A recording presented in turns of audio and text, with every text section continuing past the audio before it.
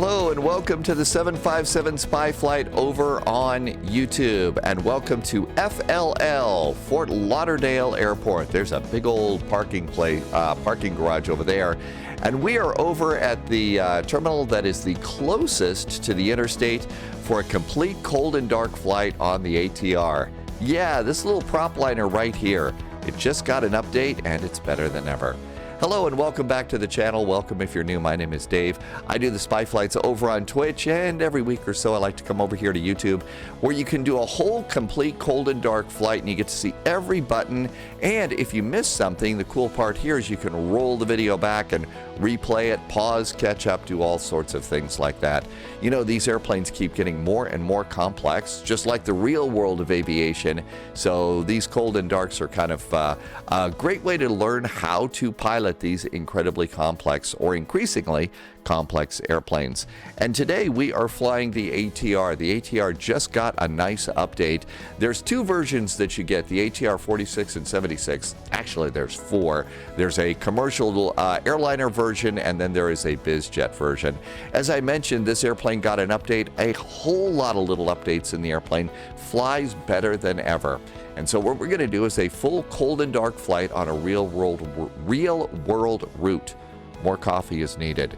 Add-ons that I'll be using: Navigraph and SimBrief. I've also got Payware and default airports. The default airport is down at Key West, Florida, and the Payware is this little airport here from Latin VFR for Fort Lauderdale. The only Pushback Helper thing that I'm using is Pushback Helper, which is free at flightsim.to.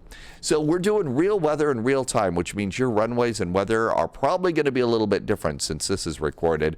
I'll show you how it is that I load up the airplane using the EFB to get out of the gate as quick as possible. One of the reasons I'm really impressed with this airplane, though, is this airplane is really deep. There's a lot of these little systems in the airplane that are modeled, and you can even do a fairly complete walk around of the airplane too and see a lot of the things that the real pilots are looking for. And as I mentioned, this is a real world route. Silver Airways flies from Fort Lauderdale all the way down to Key West. I do always like to mention that this is not about the right way versus the wrong way. This is a flight simulator. The goal here is for me to show you how it is that I get the airplane out of the gate, up in the air, cruise, land, and not have pixels spread all over the simulated runway. This is what works for me, and my hope is that it works for you. As these airplanes get more and more complete, though, the cool part is we're getting closer and closer to doing it the way you would do this with real-world airplanes. Our flight today is Fort Lauderdale to Key West, Florida, departing off of runway 10 left here in Fort Lauderdale. A very short VOR to VOR hop on a quick airway right down the Everglades Causeway. It's about an hour and 10 minutes flight. SimBrief says we should climb up to flight level 160, so that should be pretty good. And with all of that yammering out of the way, let's head on out to the airport. So there's a little bit of information at the top of the screen there, and that way you can see the progress of the flight. And here we all are. Now, sadly, with Microsoft Flight Simulator, you can't go and open the doors of the airplane from the outside like you can with some of the airplanes in the other simulators.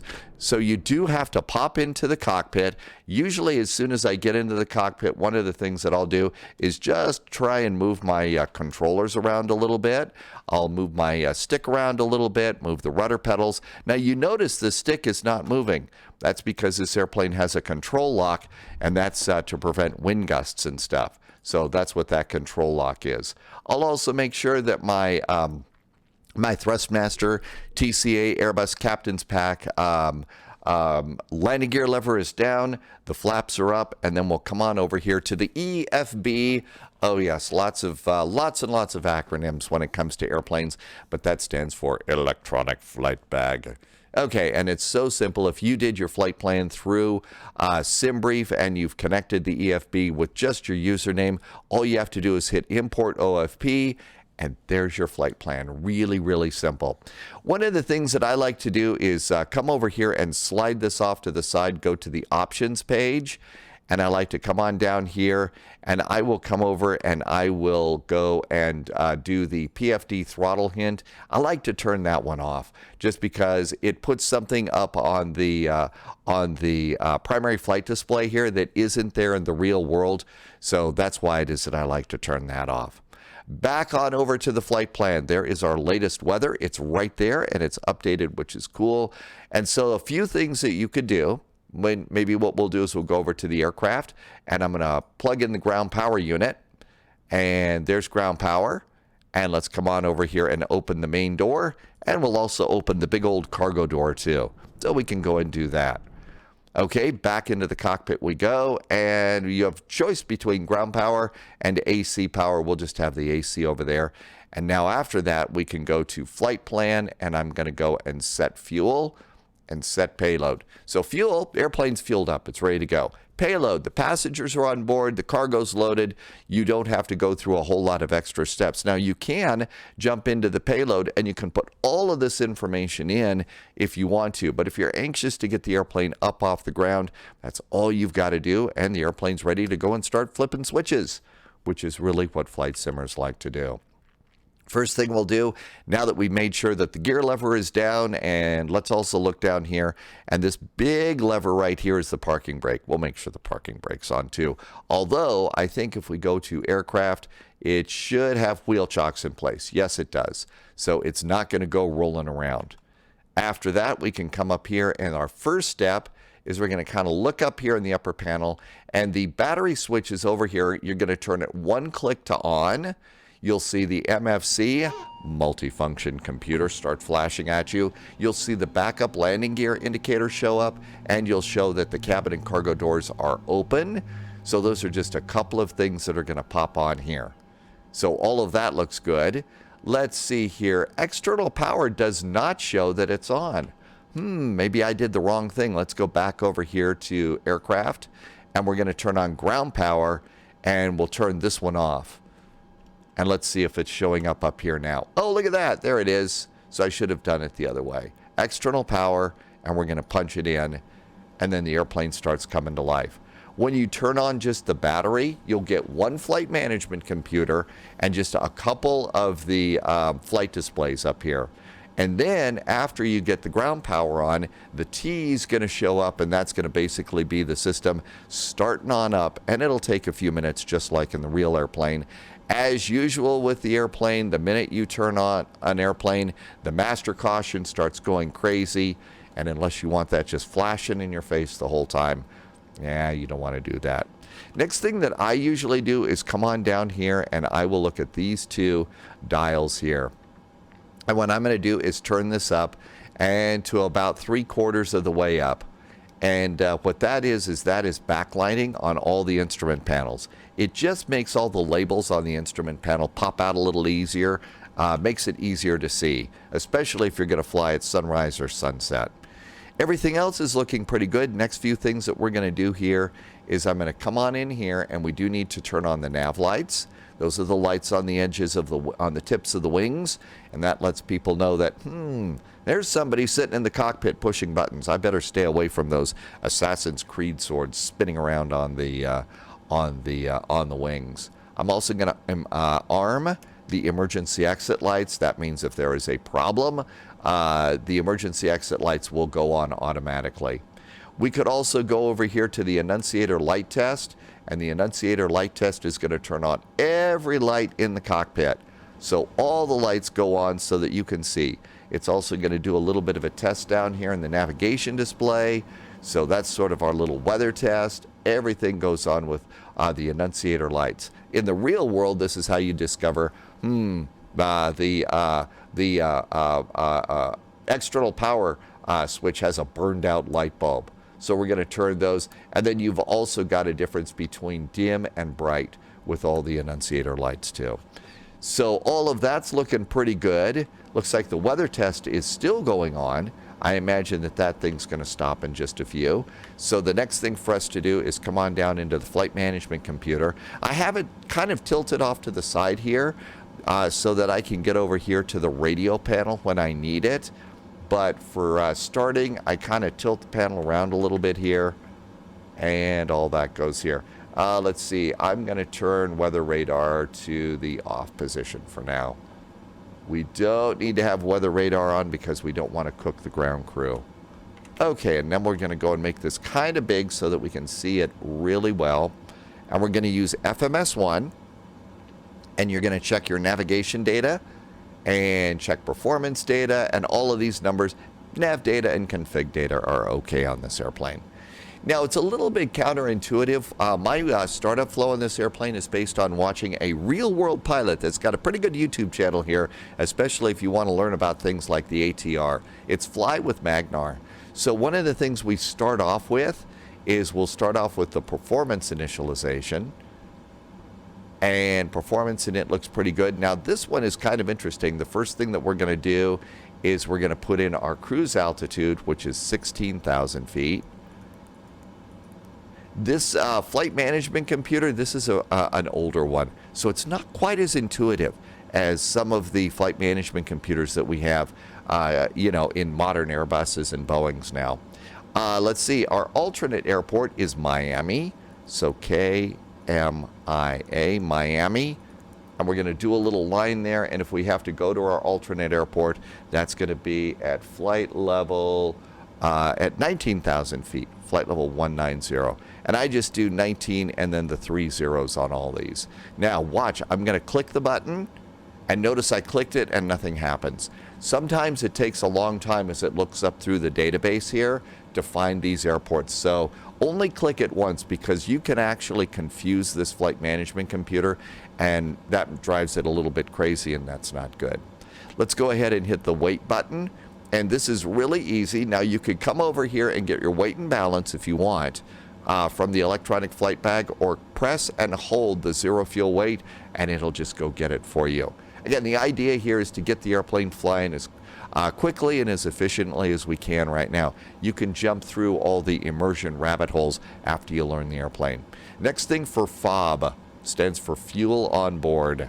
And the airplane's fobbed or fueled on board. And 1667, if you look over on your flight plan, 1703. So it's not quite 1667, but it's close enough. And then the last thing you need to do is put in your reserve fuel. That's a number you have to put in. It's final reserve and alternate fuel, and that's going to be 731.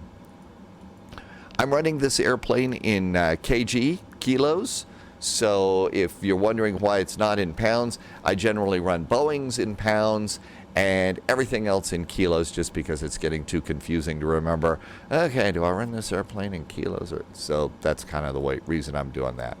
And with those two, now we get to go and do flight plan init. The airplane does its position init automatically, so you don't have to worry about that. So we come right on in here, and our first step is going to be from and to. And we are at KFLL, Fort Lauderdale. Do the little slash. We're going to Key West, KEYW, Key West, and that goes in there. Again, when you click it, it sometimes takes a little bit of time for it to look up the airports. And then after that, you can put in a flight ID. This is going to be Silver Airways, and that's going to be flight 441, and pop that in there. And there you go. That's the first page, and execute. Now then, you can download your flight plan into this using this over here. You can set the flight plan. I generally would rather put flight plans in most of the time, simply because it reminds me how to do a flight plan. And sometimes when you're on VATSIM, ATC is going to make you change your flight plan. They're going to make a big old change, and when you have to do that, oh gee, how do I put that in every now and then? So I try to, every 3 or 4 times, put the flight plan in manually, and it doesn't take that much work. So FLL, we are departing off of runway, and that information is on page 2 of your flight plan. This is the default style, or the Lido style of flight plan, and we're going to be taking off on 10 left. So let's go and find 10 left. There we go. We are not doing a SID going out. SID, standard instrument departure. And so we're not going to do a SID and execute that. After FLL, we're going to go to a waypoint called DHP. So that's the Dolphin VLVAR, DHP, and we're going to put that on top of Key West. And we're going to execute that. After that, we have an airway that we're going to be flying. So you click DHP, and then click airway, and then select your airway from the list. And our airway for today is the Victor 157 airway. Think of that as a highway in the sky. So Victor 157 right there. Click it, and then we'll exit the airway at EYW, Key West VOR. And that just happens to be right up here. Sometimes the list can be ridiculously long, so you'll have to go through several pages. And that looks good. Execute that. Return and return, and you'll see now we got a whole lot of little waypoints after that. So that's our airway. And then for Key West, we are going to be coming in on the RNAV approach to runway 9. There is no SID or star that we're going to be doing coming in. Let's see if there's transitions. No transitions. How about a VIA? Ooh, we got a couple of transitions here. So let's see. I've already gone and stacked up my charts, so we can come over here and look at the RNAV for runway 9. And sometimes it takes a while for it to load in. There it is. So let's see. Coming on in, we're going to come over Key West. So our flight over here, let's stop tracking for a second. And we'll zoom the map out and see what it's going to do. So here we are coming in. Oh, look at that. So we're coming in after Key West. We're going to that one spot strap, and we know about that. Might need to do a little bit of modification here. So let's go ahead and we're going to select strap and execute that. Now we're going to probably have one of those little things where you go one place, turn around, go the other way, and come back. We don't want to do that, so we have to do some surgery here. So there's Carnu, Tiger, strap, and then there's that Key West right there. We don't want that one. So we're going to clear the Key West. I'm going to, let's go up a little bit here. So there's Famine, there's Tiger, and strap. I'm going to clear out one strap. I'm going to clear out the route discontinuity. There's strap again, and execute. Now, if we were on VATSIM, sometimes clearing out extra waypoints like that is a problem because they might want you to go direct to Key West, the VOR anyway. We're not going to do that this time, so it's okay for us to do that. And our flight plan is now set and all ready to go.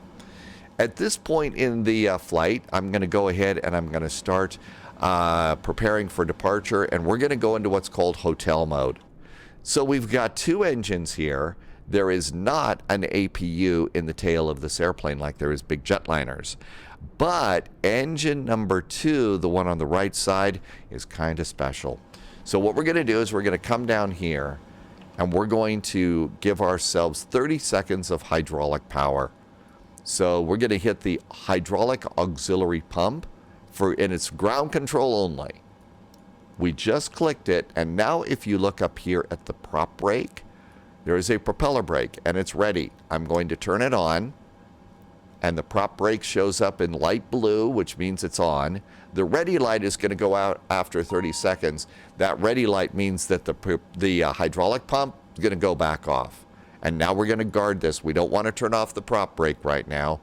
And as a courtesy to the ground crew, we're going to turn on the wing lights.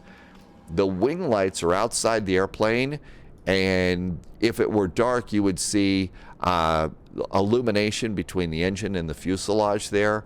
That lets the ground crew know that we're going to start an engine. Now, on VATSIM and ATC, I do not need permission to start up this engine in what's called hotel mode. Now, jet engines, you have to get permission, push and start and stuff like that. In this case, we don't have to do that. So all we've got is the lights are on, and what we're going to do is start up the engine in hotel mode. To do this, it's going to be engine number 2. So I'm going to turn on the fuel pump for engine number 2. we're going to turn the starter system to A, and we're going to start engine number 2. And the starter is on. If you look over here, you'll see the NH percent is going up at 10%. Lift the engine number 2 fuel selector to feather from fuel shutoff. And you can hear our engine starting up. But notice the propellers are not spinning. That's that prop brake working for us right now. And so what this airplane is going to do is provide ground power. And I think it also provides a little bit of pneumatic pressure, pneumatic air pressure through the airplane. That's, you know, when you're in a jetliner and you hear the ventilations go off and on and stuff like that, that's the pneumatic system. So it might provide a little bit of AC for us too. And so all of that looks good. We're going to go ahead and turn the starter off. And I'm going to turn off external power. And if that light goes out and the airplane doesn't go dark, it means you've set it up and it's correctly done. And now we can disconnect ground power. And I'm going to close the cargo door. So the big cargo door is here. We got a few more passengers to come aboard, and that's about it. Now the ground crew is doing some math based on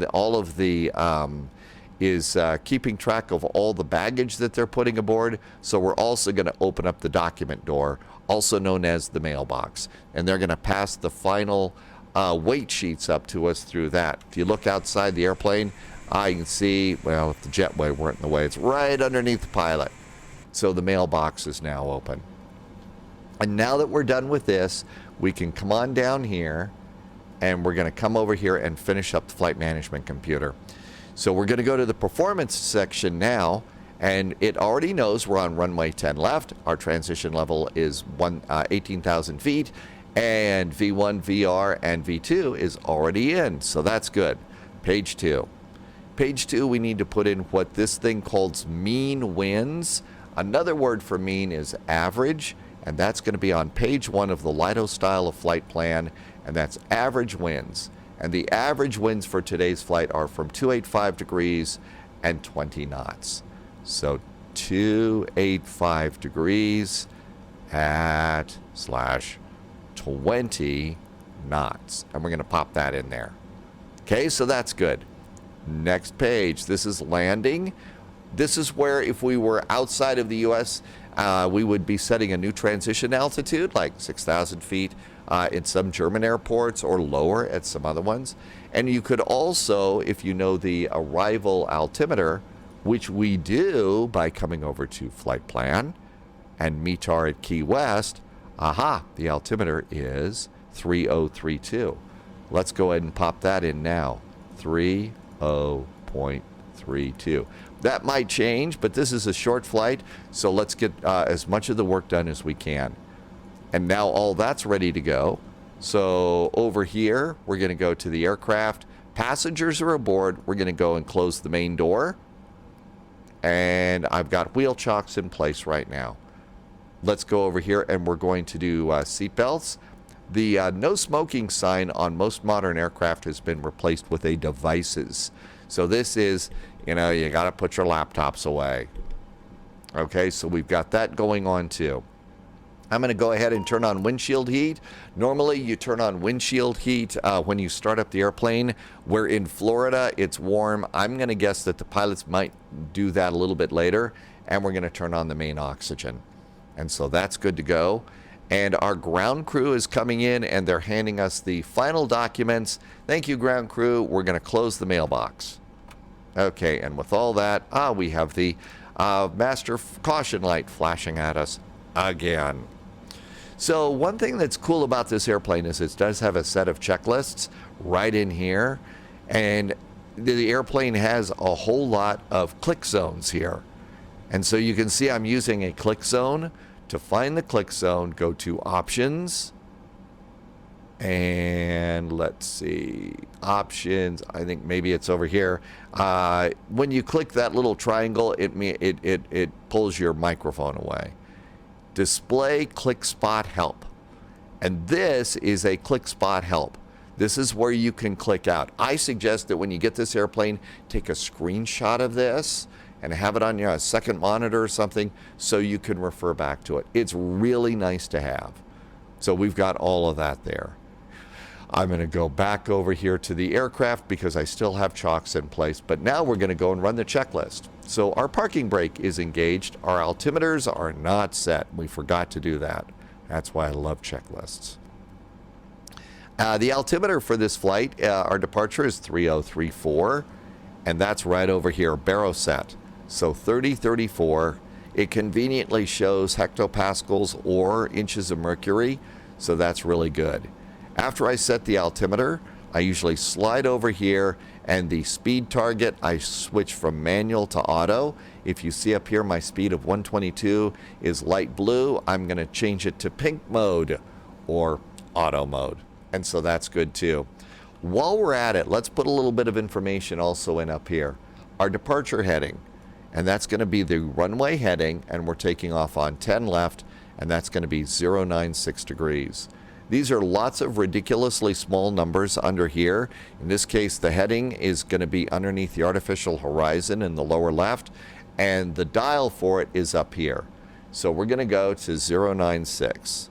There's 110, 096. Let's also go ahead and currently we're going to set an altitude. No big star. Let's just make it easy on ourselves. Our cruise altitude is 16,000 feet. I'm going to go ahead and set 16,000 feet. There's 1,000, 2,000, 3, 4, 5. Let's just make it easy today. 7, 8, 9, 10. So 16,000 feet. 13, 14, 15, and 16,000 feet. All that looks good. Let's also get a few things set up here in the autopilot. We're going to engage heading mode, and I'm going to go and click nav, which arms nav. Actually, I don't want to do that. We're going to do heading mode. We don't want to engage nav for this one. If we were on a SID with a lot of waypoints, yeah, but we're not going to do that. Next thing I'm going to do is set my climb power from IAS, and I'm going to switch it from IAS down to pitch hold. So heading select and pitch hold. The flight director is engaged, and that's all ready to go. Now let's continue. Parking brakes are set. Altimeters are set. The landing elevation. Ooh, the landing elevation says 0. Normally, it should be on the FMS. And it says 0. Normally, this is dashed and blue. So that's unusual for me. Usually, the source should be in the FMS, and there's dashes in there. That is a change that I don't know about. So we're going to leave it alone. The good news is our landing elevation's right around 0 feet at Key West. Okay, so that's good. FMS comm and nav are pretty much set. Let's also come down here, and I'm going to hit the surveillance button. And we're going to come up here, and I'm going to click in the transponder, and we're going to squawk 2,000. So 2,000 and enter. So that takes care of that. It is on standby. We're going to go to the nav page. I'm going to go to the ND overlay. We're going to turn off weather radar. I'm going to have traffic above me. We'll turn on nav aids and airports. And now I'll basically say that FMS comms and navs are set. Fuel quantity, it should switch over here in your fuel quantity in both tanks, 830. Multiply that by 2, and that should be your total fuel, and that's good. You also have a fuel totalizer over here. It's not directly connected to the fuel tanks. So if you want to do the math to ensure that you have enough fuel, we have enough fuel. So we'll save the math for later. Engine fuel used. We're going to reset engine fuel used, and then we confirm our takeoff data. And so now up here you can see that we have a takeoff trim setting, and there's fuel on board, reserves, all of that looks good. There's V1, VR, V2, and takeoff trim is going to be up 1.5. And if you also look up here, there's your trim setting, and you can see that all of that's good, up 1.5. So I've been subtracting 3 from this airplane for a while. I'm told that that's fixed, so we're going to leave 1.5 and test it out, see how it works. Okay, the memo panel has the usual things in there. Power management is set to takeoff, and we are good to go. That procedure is done. So now it's time for before propeller rotation and all of that. But first, why don't we get a little pushback here? And for our pushback today, I'm going to use toolbar pushback, pushback helper, I mean. Pushback helper is really cool. It works with practically every airplane. You can see our driver coming out with the sled. So all of that's looking good. Our parking brakes are on. They are on. So now I'm going to go over here to aircraft, and I'm going to pull my chocks. We're going to come up here, and I'm going to turn on the beacon because we're going to start rolling the airplane about. And I'm also going to do an attendant call button. Let them know, hey, we're getting ready to go. Outside, our pushback truck operator is almost connected up. If we were on VATSIM now, we would be squawking mode Charlie on taxiways. So that means we're going to go over here to the transponder, turn it on. Now we can release the parking brake. Parking brake, time for more coffee. And it's time to go. Reverse. And out we go. There's our airplane. There's that jetway. Boy, that's exciting. And that looks good. While we're pushing back, I made sure, you know, nobody behind us. And then as we're coming on out, let's go ahead and spin the airplane to the right here. There we go. Coffee break. And around this goes. I'll also usually at most airports on VATSIM, it's push and start is at your own discretion and stuff. So it does not have a real wide turn. So we'll straighten it out and stop. And that's probably pretty good. Come on down here, parking brake going back on. And we'll release the tug. I usually wait until I see the driver go away. And then I'll get rid of pushback helper and we're ready to go. And now it is time for the before propeller rotation checklist. CDLS, if installed, is on. Stands for Cockpit Door Locking System. And the CDLS is right over here. It's right behind the co-pilot, and it's already on. And it's guarded. So the Cockpit Door Locking System has been, as Captain Picard says, engaged. Okay, so that's good. FMS and takeoff data, it's in and updated. We're happy with that. Trims are set and they're happy. Our doors are closed. The seatbelt sign is on. The beacon is on. We are ready to rotate the prop. Okay, and to do that, the co-pilot's going to probably lean right up against the window and look over there. And it's kind of hard to see. And they're going to say, yep, it's clear. And so then we're going to come down and hit that hydraulic pump again. So hydraulic auxiliary pump. There we go.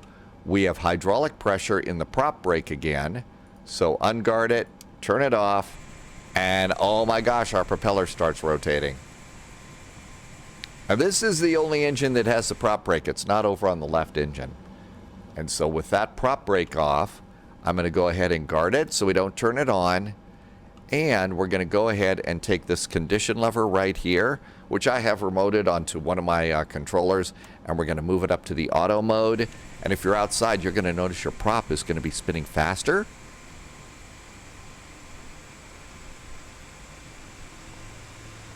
Sounds on this airplane are really pretty awesome. And we've got a good start on engine number 2. Let's come on up here, and we're going to turn the fuel pump on for engine 1. Starter back to start A. Starting engine number 1. Same as before, we're going to look over here at NH%.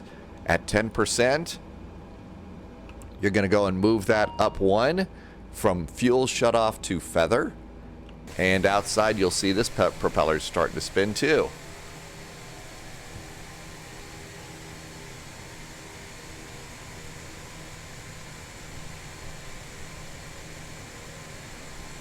And not so bad. Inside, we're going to go ahead and we're going to go and move that condition lever up to auto as well. And everything's looking good. It's before taxi time. Let's go ahead and we're going to go and do the starters going off. We're going to turn on the probe heaters for the captain, standby and first officer. We're going to come up here and we're going to turn on the true That is an electronic system.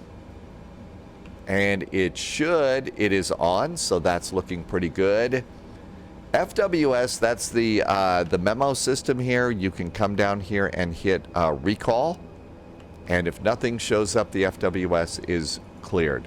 We've closed the cockpit comm hatch. The mailbox is closed. Our condition levers are set to auto. Anti-ice, we're in Florida. I don't think we need it right now. The true system is on and checked. As you look up there, you can see that it's on, so that's good news.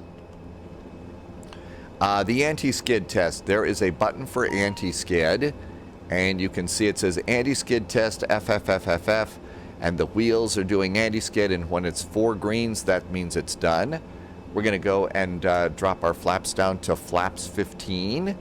Flaps are 15, and if you're the nose wheel steering, it is on. Nose wheel steering is this little switch right over there. Nose wheel steering, and it's on. So all of that looks good. And we're ready for taxi. So we're going to go ahead and do the taxi light on. We could turn off the wing lights now. And since we're going to go and navigate and everything else, we're going to turn on devices. So laptops go away, attendant call button, and away we go. So go down here, put your feet on your rudder pedals, and if you've got them for brakes. And then as soon as I turn off the brake, I'm going to tap my rudder pedals. The idle on some of the airplanes and Microsoft Flight Simulator is a little wonky right now. So you've got to watch out for that. And that's off. We're going to add a little bit of power. And out we go. Back to idle. It could be they fixed the idle. I think maybe they have. One way you'll know if you've got an idle problem is you're going to get a caution here. And by the way, your toe brakes don't work very well. And that could be a bit of a problem too. Oh my gosh, we kind of slowed down. It looks like they did fix that pretty well. So we'll add a little bit more here. And out we go. As we go on out, taxi and takeoff lights are on. We've checked the brakes. Flight guidance and flight panel is all set. So that's pretty good. And we'll come on out here and hit the taxiways. That line that you see there, that is the line from ramp control to ground control. So that's where we would be chatting with ramp and ground. I'm looking off to the side right now. I want to get my moving map here. This is the moving map in Navigraph. It's really awesome. Absolutely love this moving map. And out we go. That's an ILS hold line, I believe. So the brakes are good. Flight guidance and flight management is good. Well, all we have to do is the takeoff config test. So let's go ahead. We're going to get on a little line here.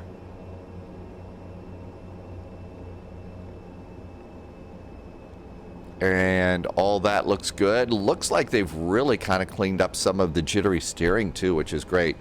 Okay, down here by the co-pilot, it says takeoff config, hold it down. And there is a little indicator in here that changes to OK. And that's how you know your takeoff config is good. So the takeoff config check is good. And we'll come down here and that checklist is done. Before takeoff is our next checklist. Out we go. Nice little taxi here. And with that, let's start. Okay, takeoff briefing has been done, but poorly. The gust lock. If you forget the gust lock, boy, does that become embarrassing. So the gust lock is now off. Flight controls. Now we could do our flight control tests. So stick all the way back, all the way forward, ailerons. Rudders are working, so flight control checks. That is a real thing for flight simulator pilots too, because if your USB controllers have a problem, this is where you're going to find out about it. Transponder and TCAS are on. Airflow is normal. Cabin crew's been advised. Engine bleeds are on. External lights are set. The lateral flight director bar, right now it's off to the side, and they want to see that centered up. It will center itself up when you get on the runway. The rudder cam is centered too, and all that's great. Let's come on down here, and we're going to get some navigation maps out here. And maybe make it just a touch bigger. And all that is right with the world too. Again, I'm using those click spots. Remember those? It really does make switching things in this cockpit super duper easy. A very, very nice wing view on both of these airplanes, on both sides of the airplane. Wing views are getting so much easier to set. An awful lot of developers wanted to limit your movement to just the cockpit only. So setting wing views is kind of hard to do, but they finally got the memo on that, and they're not doing that anymore. And everything else is good down here. I think we're almost ready to go. I may need to recalibrate my throttles on this airplane. There is an awful lot more to this, and I mentioned Fly with Magnar. I'm going to try and remember to put a link in the description below for you on that. For Fly with Magnar's website. Magnar is a ATR captain and an ATR flight instructor, and was so impressed with this airplane, I'm guessing, that he decided to do a series of at least, I think, 4 videos on this airplane on how to fly it like a pro. I've managed to make my way through about 2.5 of them, and there is so much depth in this airplane. It really is pretty awesome. Coming to the end of our runway, almost time to go. So we might do one more cabin call, let the cabin crew know that, hey, we're serious. Flight attendants, prepare for takeoff. This is not a jet, so you basically want to pull the stick back a little bit, but I kind of like to let the airplane float off the runway. It's a lot easier. You know, again, it isn't a jet. It's also a little bit breezy here today, so if you're kind of wondering how we're moving around a lot, it is breezy for sure.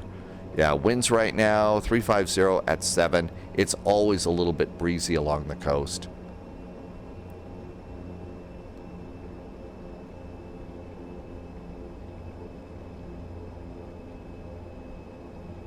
And here we are coming to the end of the runway. This is a nice payware airport. I think they did a pretty good job. Big sign there that says, hey, this is a taxi road. This is the taxi line. This is not the runway. They're having to put all those on there on a lot of taxiways. And around we go. Here's our hold short point. 10 left. Always good to check the paint and the signs to make sure that's the runway you're supposed to use. ATC called. Strobe's going on. It's time to line up and wait.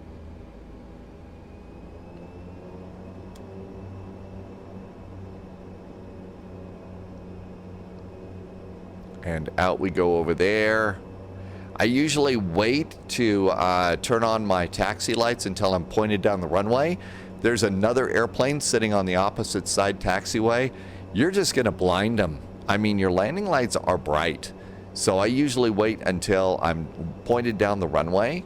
It's also a sign, you know, to everybody on the ground, this airplane is sitting on the runway and it is about to do that flying thing, so watch out.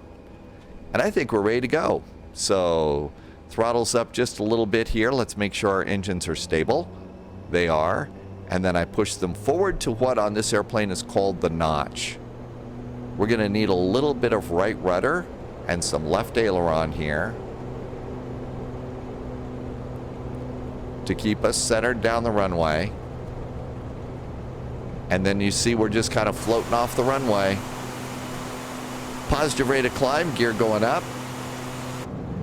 You'll notice the airplane does move around a little bit.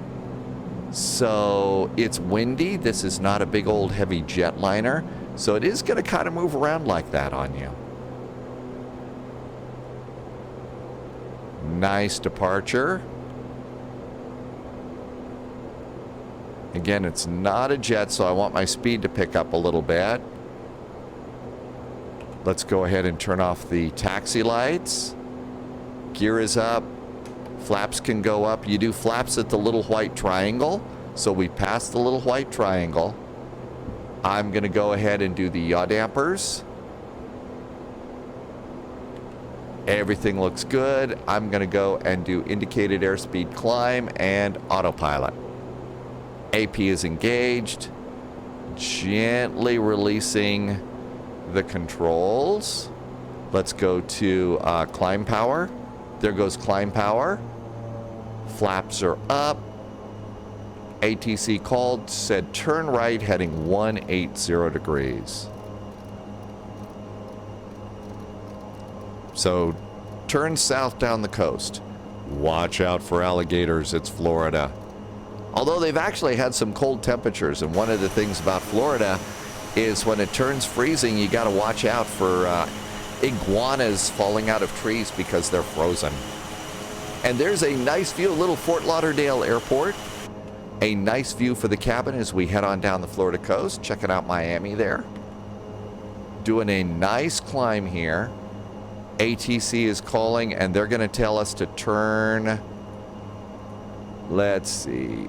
ATC says, so what we want to do is turn to a heading of probably 240 to the Dolphin VOR. So right turn to 240 degrees. How about 230 for Dolphin? We'll start at 230. Now, some airplanes are really, really nice and automatic, and you can just do a direct to. Some airplanes aren't all that great for that. So, okay, there's DHP. I generally like to get my airplanes heading into the direction of our first waypoint. So at this point, ATC would have said we're direct Dolphin, but I'm still not on, I still haven't gone to LNAV yet. Now we're kind of in that general direction. So let's do DTO for direct and Dolphin and execute. And then I'm going to go to nav. That way it's a nice and smooth transition from heading hold to nav. And some airplanes, you know, you'll do that, and then they're going to kind of fishtail over your little magenta line to try and get set up on that. And that becomes a little annoying. And we have an after takeoff checklist. Landing gear lever is up. The flaps are up. Our power management is set to climb. Engine bleeds are on. Taxi and takeoff lights are still almost off. We've got the taxi lights off, but our landing lights are still on until we get up to 10,000 feet. So far, so good. Whenever you get the chance, please, please, please, please, please, look out and enjoy the view. Look out and enjoy the view. There's Miami. All sorts of incredibly cool airports there. No, that was Fort Lauderdale. Miami's up here. Sorry about that. Absolutely incredible view. There's 9,400 feet. These airplanes do not climb like a Banshee. They do not climb at warp factor 10. So, and the longer one, this is the shorter one, shorter version of the ATR. The longer version of the ATR takes even longer to climb, and it is even more slow and sluggish. There's 10,000 feet, so landing lights can go off. We're also going to flip that one little switch over here and say devices. So now everybody can use their laptops. Seatbelts remain on. And so now taxi and takeoff lights are off. Altimeters, we're going to climb to 16,000 feet, transitions 18. So we're going to get altimeter settings throughout our flight. Right now it's 3034 out of Fort Lauderdale. Key West is 3032. So we might drop it down a little as we're going. And now we're going to go over to the progress page, and shows that we have 143 miles to Key West. And an incredibly nice view. If we were doing this flight, this is probably what it would look like looking out the window. Cabin of the airplane's very nicely done. I would probably enjoy this because it's 2x2 seating. Tell me anybody other than, you know, the airline bean counters who love 3x3 seating.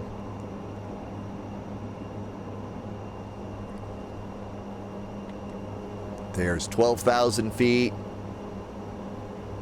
and looking pretty good. All of that looks really good down there. Nothing to worry about. Everybody's carefully on alligator patrol. And incredible views as you come out over here. You can see that little line right over there. That's that causeway that takes you all the way down to Key West. Ah, look at that. There's Miami Airport there. So we're going to get a nice view right over the middle of Miami Airport. How about that? That'll be nice. And still climbing, only at about 160 knots here. But we're almost to our final cruising altitude, and then the airplane will speed up a little bit. Having Navigraph over here doing our flight tracking is really nice. So there was FLL. I'd mistaken Miami Executive. So there's the big international airport. And then this will be our flight route out. The RNAV, as we come on in, at Strap, we're going to want to be no lower than 1,500 feet. So we kind of getting briefed on that. Minimums are 253 feet for this one. So really all of that is pretty nicely set. There's 14,600. That looks pretty good too. All the lights are pretty good. I'm going to do a cabin call. Let the flight attendants know that they can get up. Ah, there we go. Coming on up to 16,000 feet. Several things to do once we get there, including a nice drink of coffee for your flight. Always good to have a good in-flight beverage. So altimeters are pretty much checked and set. That checklist is now done. Now, as we settle into 16,000 feet, you're going to notice our speed's going to kick up. And you can see altitude hold is now green and in a box with a star. So we're slowly settling in. There goes our speed going up. I usually wait until we get just a little bit closer to that 16,000 feet. There's 59, 20, 40. And you can see the pink bug is now set for 219 knots. 60, 80. It does take its time settling on in. And then we'll come on over here and put the power management to cruise. There we go. There's cruise. And 1600, and we'll just let that settle in too. Meanwhile, we did ring the bell. So we told cabin crew that they could get up.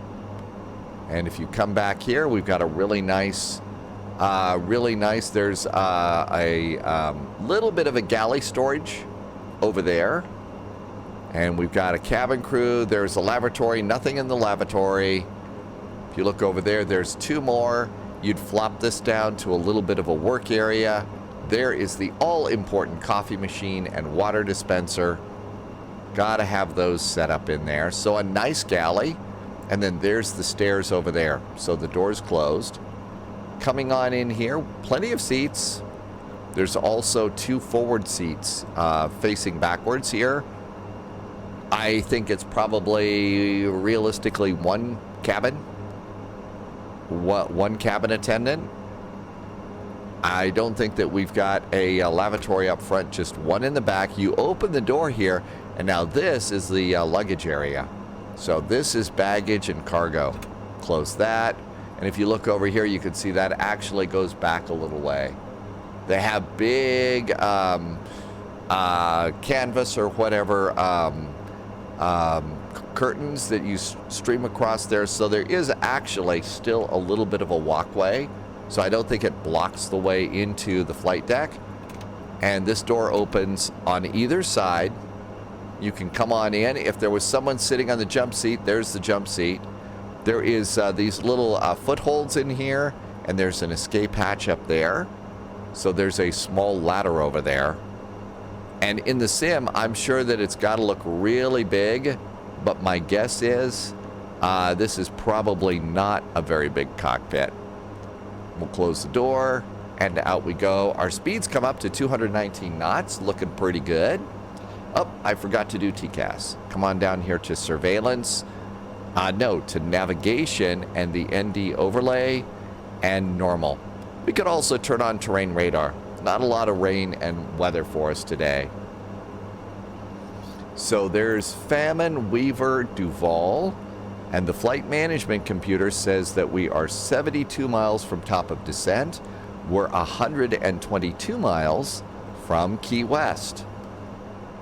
Over here, our Key West weather. Winds are 030 at 13, gusting to 23. So as usual, a breezy day along the coastline. It's 10 miles visibility, beautiful day to fly. 17 degrees is the temperature. The altimeter is 3032. Maybe what we'll do is we'll come over here and I'm going to do baro set.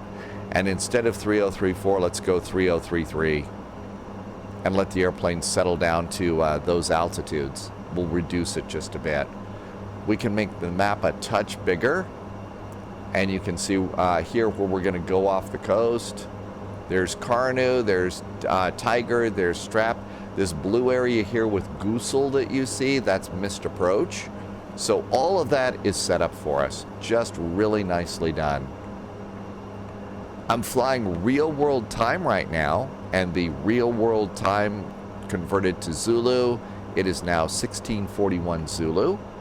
And if we look over here, it says we have 17 minutes to top of descent, I think. So real fast little flight and 66 nautical miles out.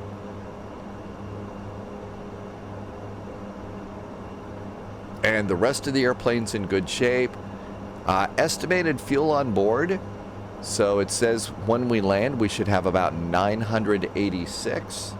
Let's look over at the flight plan. The flight plan said 731. I always board a little bit of extra fuel on top of what the flight plan calls for, especially on a VATSIM flight. Not saying anything bad about VATSIM, just, you know, there's a lot of other airplanes, there's delays, you know. So there we go. How about if we, I'm going to hit pause so you can look outside your airplane and enjoy the flight. Keep a close eye out for alligators there. And how about if we start the video again about 20 miles from top of descent, okay? So you hit pause when your airplane's 20 miles from top of descent, you hit play again. And there we go, 20 miles from top of descent. Welcome back. Only thing that I've really done here is keep a close eye on the airplane and the fuel. One of the things that I do like to do is if you look over here, you'll see that our heading bug is off a little bit. With most airplanes, I like to keep the heading bug straight up. That way, if the autopilot fails, I basically know where the autopilot, which way to point the airplane while we're trying to figure out why the autopilot failed. Okay, so all of this looks good. You can see our approach is nicely showing up here. There's our top of descent. There's Tiger or Tigger. There's Strap. And then as we come around, we need to be above 1,500 feet. So let's make that our initial descent. Let's come on over here and see the altimeter is 3032. We've got it to 3033. So let's go ahead and 3032. And then minimums for the arrival, that's going to be over here at the bottom of the approach chart, and it's going to be 253 feet.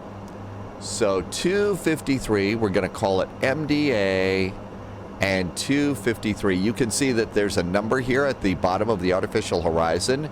So 250 is about as close as we're going to get. So there we go for minimums. The other thing is now that we've set the arrival altimeter and we're getting ready to do our descent, I'm going to go and take the speed out of auto mode and I'm going to go to manual. So now we're no longer in pink mode. And then I'm going to go ahead and just take this little bug and I'm going to put it to 210. I'll have to reset it, but it's just a reminder. I like to generally descend at around 210 knots in this thing. That's going to keep us up there with a lot of the other airplanes.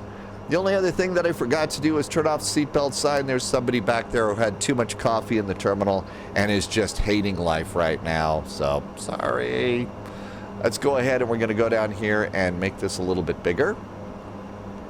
We are now 12 miles. When we get down to about 5 miles, we'll put in that 1,500 feet for our top of descent. Aha, in fact, look at that. We've got a top of descent deviation now. So I'm going to go ahead and let's dial in 1,500. So I'm just kind of holding the button down, and the altitude is just ticking down, 7, 6, 5.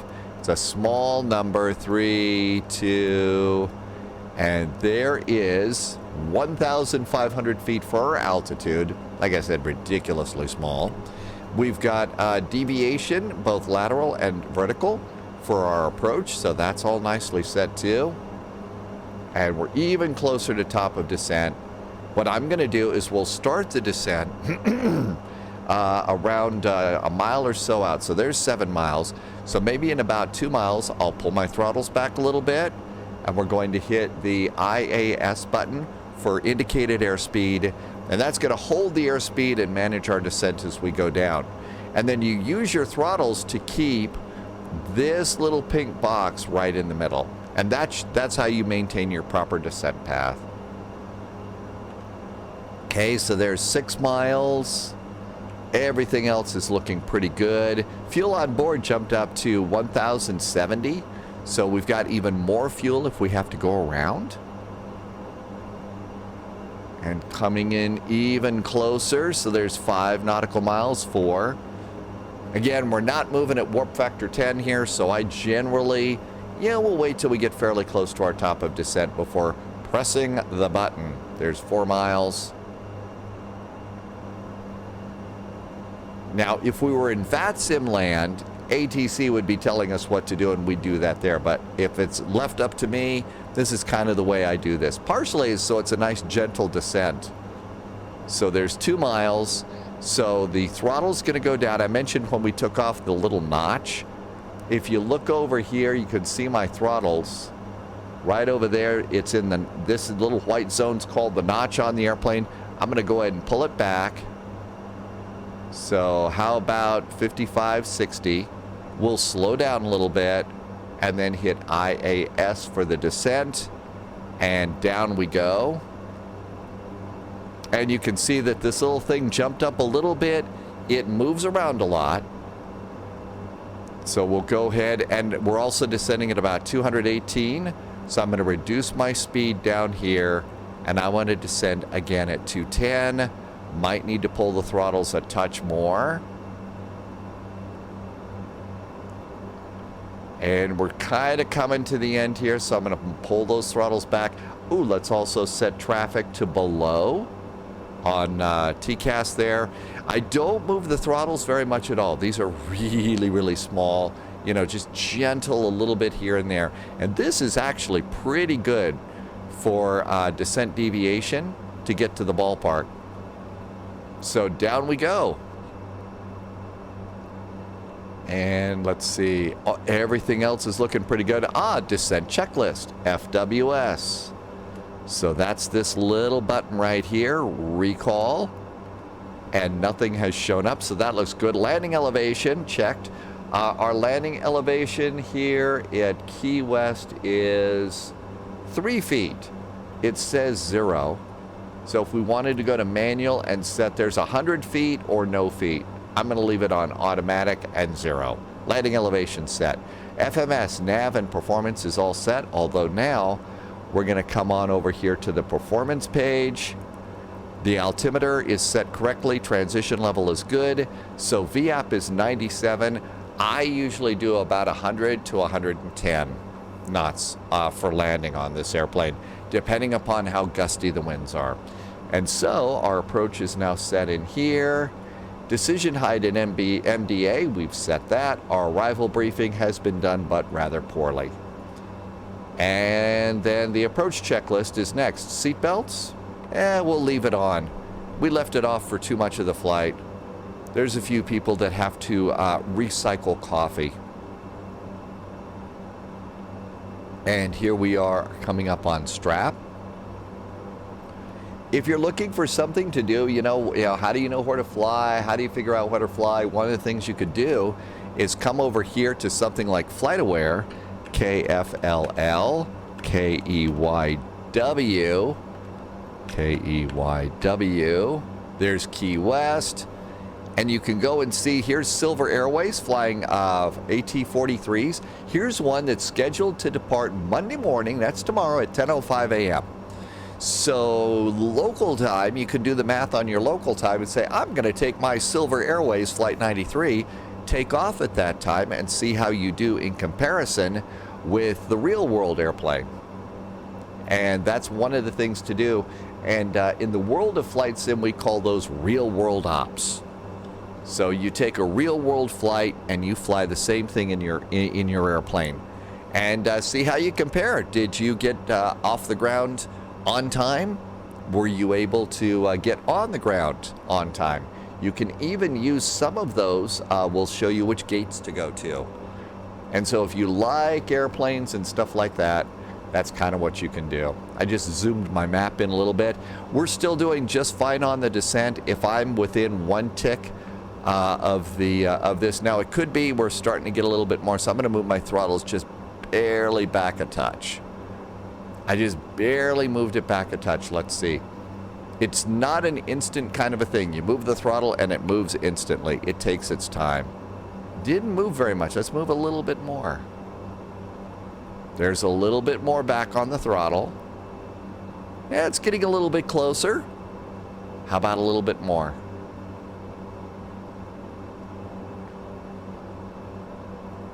So that looks pretty good. I'm still moving it just another touch. That might be too much. Yeah, it's close. So our descent is actually pretty good right now. Not so bad. Check over here, see if the altimeter has updated. I don't know if you need to flash it back and forth or anything to make sure it updates, but looking pretty good. Altimeter's still 3032. 030 at 13 knots, gusting to 23. Wow, that's going to be a windy approach. If you're using Navigraph, a cool thing to do is come over here, and we're going to go to airports, and we're going to get Key West. I backed in and backed out. We're going to go to runways. And what we're going to see with this is over here on runway 9, you can see that we're going to have a 6-knot. We're going to land into the wind with 6 knots, but there's 8 knots of winds that's going to be shoving us off to the side. This gives you a nice little landing analysis of kind of what to expect as far as winds. So as we're coming in, it's going to be pushing us off from one side or the other, and that's a really great little bit of information to have. Here we all are. Important safety tip here. There is the Key West Naval Air Station and the Key West Commercial Airport. It is important to land at the right airport. Real world airport, you might have an opportunity to talk with law enforcement or somebody like that if you land at the Naval Air Station. So there you go. At this point in time, I've got our approach all set up. We know that we're going to come over here at 15,000 feet to Busby, and then it's visual all the way into the runway. So with that said, I'm going to go and zoom this real tight in on this, and then this is going to become my moving map for when we get on the ground. And you can see there's Busby right there with 15,000 feet, so that kind of helps you figure that out right there. We're coming up on 10,000 feet. You can also see we're below 250 knots. So we're going to go ahead and go back to seatbelts going on. I'm going to also have them put their devices away, and we're going to get the landing lights on too. So seatbelts are on, landing lights are on, altimeters are checked and set, cabin altitude is checked again, life is good, and its before landing checklist is next.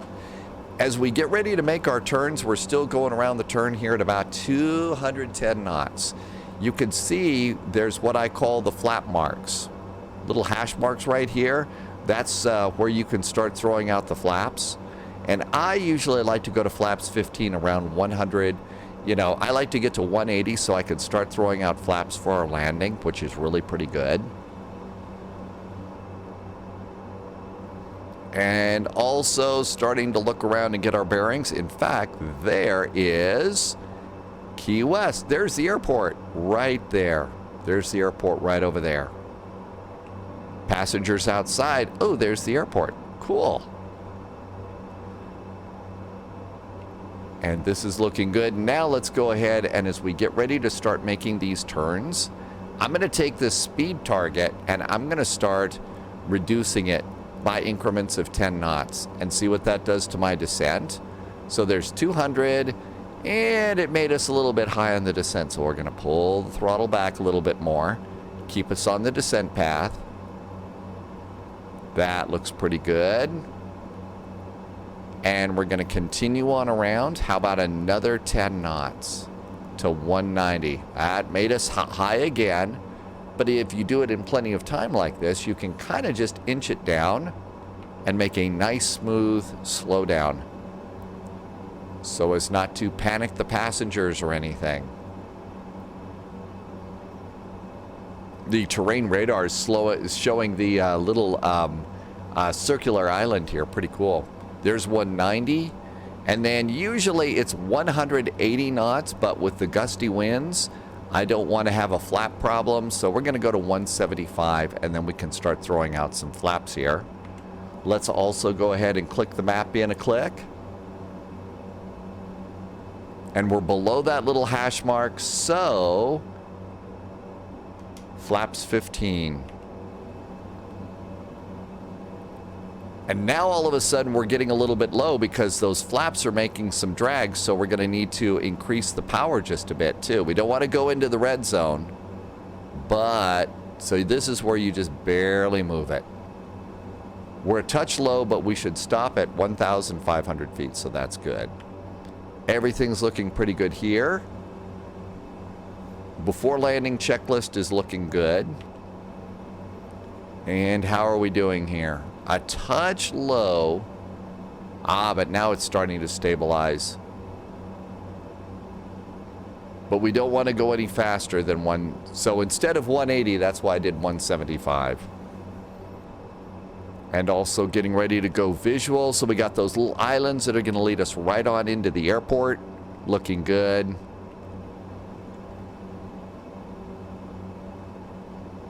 There's 4,000 feet. I'm going to do that final cabin call. So cabin crew has been advised. Landing gear is not down, not 3 green. Let's wait until we turn on to final and see how we're doing with the winds. Oh, I did not reset my heading bug. I kind of like to keep those up there. And here comes our turn around over here. Okay, now it's starting to flash at us saying we're a little bit low. But we've got the flaps out, so I don't want to increase my speed, so we'll go ahead and call it a little bit low. The only thing we might run into is, you know, a dolphin that's jumping up in the air a little bit too high, right? And you heard that little beep, beep, beep. That was you warning me we're getting a little bit close to the barber pole there. The V speed never exceed, VNE. And now I'm going to make sure that it stops at 1,500 feet. And the airplane's stopping. There we go. That looks good. And we got about 5 minutes before the final plunge. How about landing gear? Landing gear going down. The gear on this airplane is really pretty cool, especially the back gear. When you get the airplane, go ahead and do a little walk around and check all the cool stuff that actually happens with the landing gear, the main gear. You'll see all sorts of things. The parts are in there. And that's down. I'm going to get my taxi lights ready to go too. Oh, look at that. My speed came way down. How about another notch of flaps here? Now, since we're level, the speed target is not controlling speed, so I'm going to go and crank this all the way down to 110. I want 110 here, because what that's going to do is say I don't want to go any slower than that. It keeps me away from stall speed. And everything else is looking good. So landing gear is down. Flaps are checked. Power management is going to go to takeoff in case of a go-around. True low speed has been checked. We are not in low speed. Icing AOA light is not needed. It's Florida. External lights are on, and our landing checklist is groovy. Okay, so here comes Busby, and at Busby, remember, we start our descent. So our speed is looking pretty good. We've got one more click of the flaps that we get to do here. And now it's time to really start getting ready to be visual. Last check up here, landing lights are on, seat belts are on, we've advised the cabin crew, life is good. So slowly, gently put your hands on the stick, get your feet on your rudder pedals if you have them, and then start looking outside. There's Busby, and there's the airport. So there's the airport, there's Busby. Autopilot is off, and we're going to bounce around quite a bit because it's gusty here, and I'm going to just gently tap my trim until I see that I start to go down at about 500-600 feet per minute. And it's kind of hard to see. It's very, very small, but I want to go down about 500-600 feet per minute on this. I'm also going to pull my throttles back just a touch so we get closer to 120, and then we'll go full flaps. Another thing to take a look at is the wind arrow. There's our wind arrow right there to see how it's blowing us. Remember, we're going to have an 8-knot wind blowing us off to the side. This helps you visualize where you're going. Flaps are full. And I'm going to push my throttles forward a little bit because we've got a little more drag out there, and I don't want to go below 110. We're a touch high right now. That's okay. We'll buzz the cruise ship a bit. And we're off to the side. Remember, that wind's blowing us out to the ocean here. So we're kind of going to be a little bit crabby on this. Still a little high. Speed's a touch fast, so I'll pull the throttles back just a touch to get closer to my little hash mark. And that little bug right down there, by setting it to 110, that helps me keep a close eye on my speed. We're still a little fast. Want to be a little bit lower. And as we come in on this approach, I call it the alligator pond. That's that little moat of water at the end of the runway.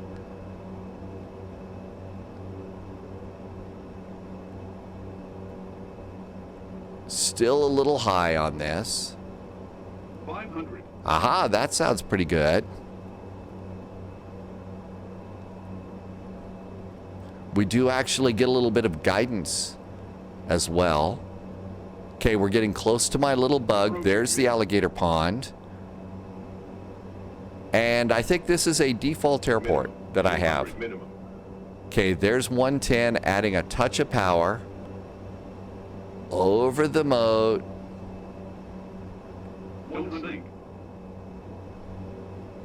There's the end of the runway. 50, 40, 30, 20. Throttles are idle. 10.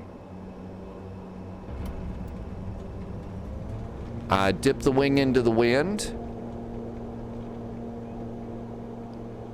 Got really blown off to the side there.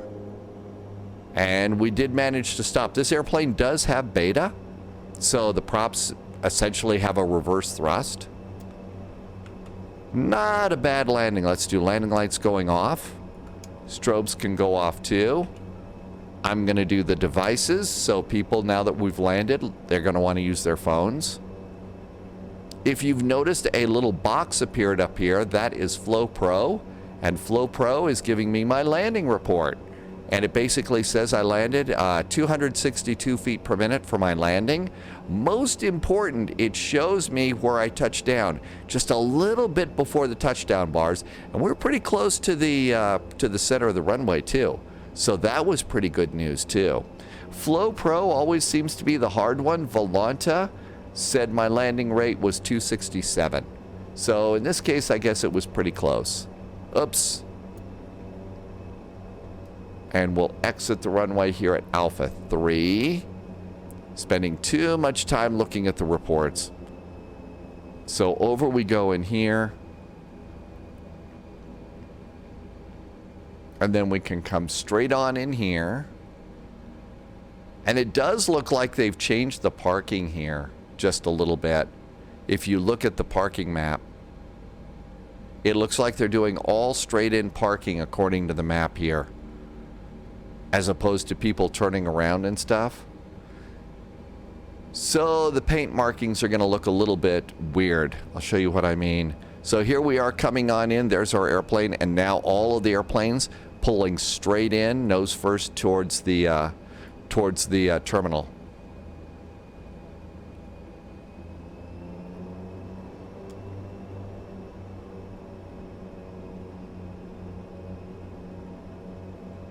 So how about if we go ahead and grab this one? Now the paint on this is still the old way you used to park. So airplanes like this, we would come all the way in, and since the passengers board from the rear, we're going to make the turn here. So they can come on over, and let's go ahead and grab this one. So this is the old way that you used to park. It'll be interesting to see if they move this around. As we come on around, I'm going to turn off the taxi lights so that we don't blind the ground crew. Flaps should have gone up after landing. Totally forgot to do that.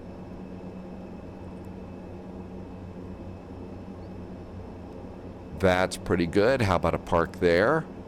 And parking brakes going on. Yeah, you can see I have one throttle that's up a little bit.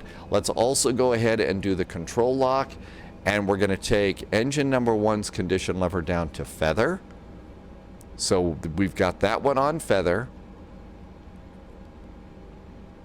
And then once it winds down a little bit more, we're going to go and do fuel shut off.